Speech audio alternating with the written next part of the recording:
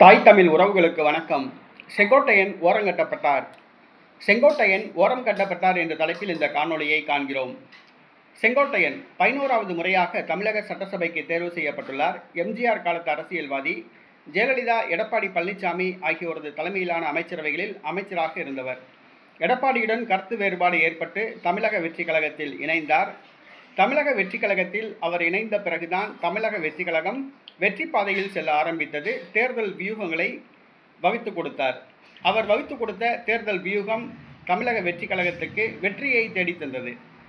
Joseph Vijay முதலமைச்சரானார். Sengottaiyan அமைச்சரவையில் 2வது இடம் வழங்கப்படும் என எதிர்பார்க்கப்பட்டது. ஆனால் 4வது இடம் வழங்கப்பட்டது. 1வது இடம் ஜோசப் விஜய், 2வது புஷி ஆனந்த், 3வது ஆதவ் அர்ஜுனா, 4வது செங்கோட்டையன் என்று 4வது இடம் வழங்கப்பட்டது. தற்பொழுது அமைச்சரவையில் மீண்டும் பின்னுக்கு தள்ளப்பட்டுள்ளார். 5வது இடத்துக்கு தள்ளப்பட்டுள்ளார். 1வது இடம் ஜோசப் விஜய், 2வது புஷி ஆனந்த், 3வது ஆதவ் அர்ஜுனா, 4வது அருண்ராஜ், 5வது செங்கோட்டையன். செங்கோட்டையன் அமைச்சரவையில் 5வது இடத்துக்கு தள்ளப்பட்டுள்ளார். அதிமுக அமைச்சரவையில் 2வது இடத்தை வைத்தவர் செங்கோட்டையன்.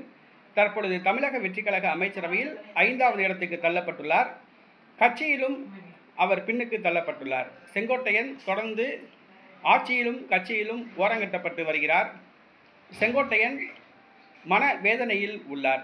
செங்கோட்டையன் தமிழக வெற்றி கழகத்தில் தொடர்ந்து இருப்பார். ஆனால் தனக்கு முக்கியத்துவம் வேண்டும் என எதிர்பார்க்கிறார். அவர் பின்னுக்கு தள்ளப்பட்டது அவருக்கு மனவேதனையை தருகிறது. அவரது ஆதரவாளர்களுக்கு அதிர்ச்சியை தருகிறது. உள்ளாட்சி தேர்தல் நெருங்கி வரும் வேளையில் செங்கோட்டையன் பின்னுக்கு தள்ளப்பட்டது, ஓரங்கட்டப்பட்டது தமிழக வெற்றி கழகத்துக்கு வெற்றியை தராது, தோல்வியை தான் தரும்.